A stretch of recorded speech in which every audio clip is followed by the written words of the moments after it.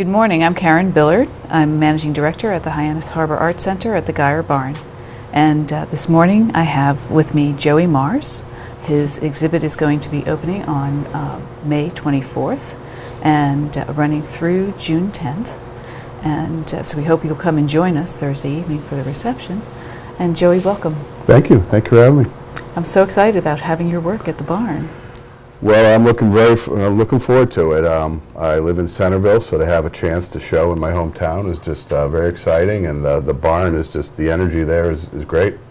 You've really shown all over the world, so it's kind of funny that this is taking this long to get shown in your own hometown. Yeah. I mean, the past few years I've definitely spent a lot of time down in Provincetown, but the artwork has been everywhere. I've been able to show personally, throughout the United States, but my artwork, T-shirts and posters has been everywhere from, Indonesia, Europe, all over. People send me pictures all the time, of, oh, we ran into a T-shirt here, or we saw a sticker here or somewhere. Yeah, it's always good. It's exciting. Always. Yeah, that's great. That's great. Yeah. So almost like the banner. Yeah, right. The Provincetown banner, right? Yeah, definitely. Right. Exactly. So now you can have Joey Mars around the world. Yeah.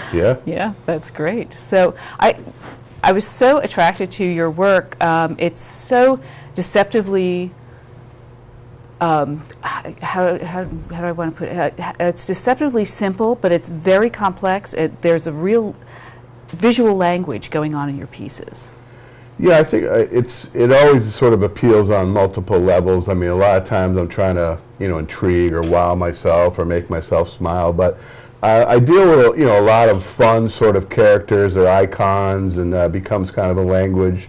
But I'm trying to sometimes deal with some pretty heavy concepts, whether it's the consciousness in nature or quantum physics or wherever it can go. I'm definitely, I like the sciences, and coming out of, I'm a big fan of, just consciousness in general and what's going on inside the mind and the different dimensions that may be going on, and just the different possibilities, and just I love the outdoors and camping, so it's combining some animal spirits and with the plant spirits, and see where it takes me. Right, and there's an interesting progression, I think, that happens with your work as well. That some symbols start to come in relationship to others, and some other aspects of the images will simplify, and then again develop more complexity as something else shows up.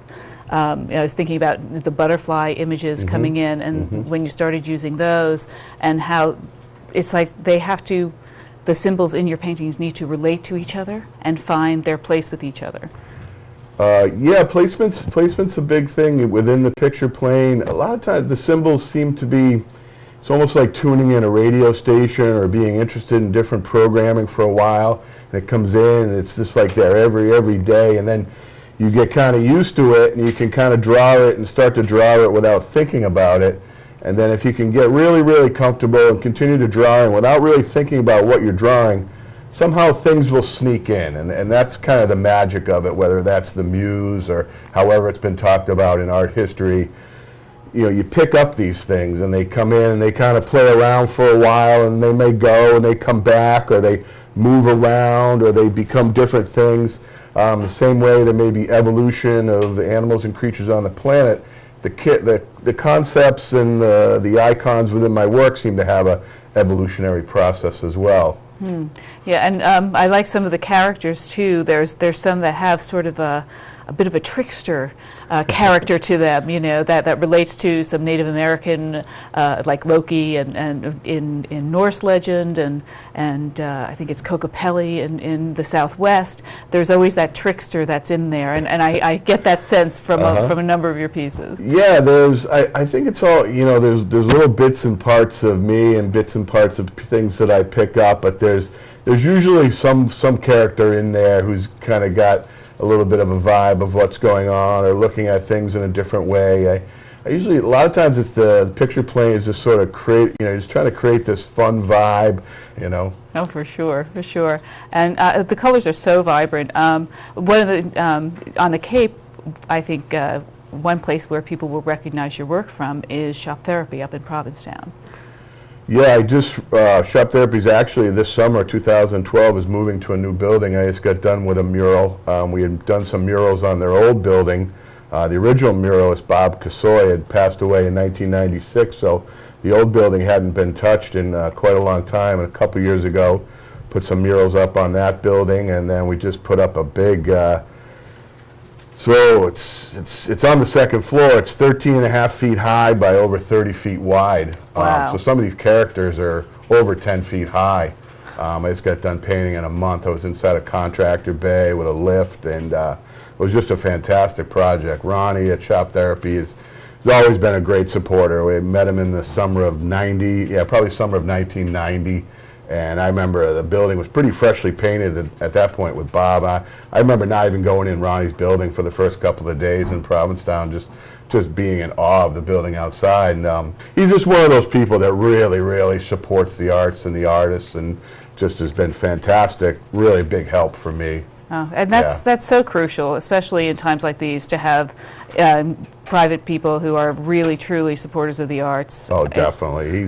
He's amazing. It's been really, really helpful on so many levels. He's just very encouraging, and he gives me a lot of freedom. I mean, he may give me a little bit of direction of where he wants to go, but in the end, he just sort of trusts that I'm going to be able to pull something off and, you know, make people happy, make people smile, and, you know, a little bit of intrigue, a little bit of as far as the tricksters go, he's one of them, you know, definitely, yeah, you know. Great. So, and that's such a different scale. I mean, I know you're going to have works of different scales at the show, both, you know, to work with the wall space in the gallery itself, but also smaller pieces, so that it's a little more accessible. Yeah, I do a lot of 5x7s and smaller, accessible pricing for people. I mean, you know, I really almost blue-collar artist to a certain degree, you know what I mean, putting it out there. I mean, I have some stuff in some, you know, more wealthier people's collections, but I love being able to put it out, and all age groups, you know, young people, you know, also showing the Frying Pan Gallery down in Wellfleet with Steve Swain, and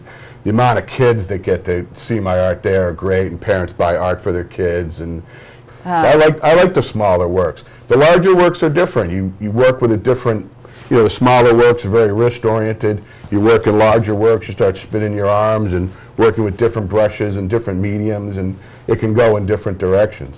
Oh, very interesting. So you really find that the scale affects what really happens in the picture. Oh, definitely. Not just in terms of size, but in terms of conception. Yeah, yeah. And if, you know, sometimes if the bigger ones can be very much like the smaller ones if you've just done a design that way and then blown it up. But if you're actually working large, oh yeah. You know, especially the past few years, I started work with some spray cans and things of that nature, and working with some larger stencils, and it definitely takes you in different directions. Very cool. Well, I'm so looking forward to the show, and you can join us at the Hyannis Harbor Art Center on Thursday evening, May 24th, from 7 o'clock to 10 o'clock.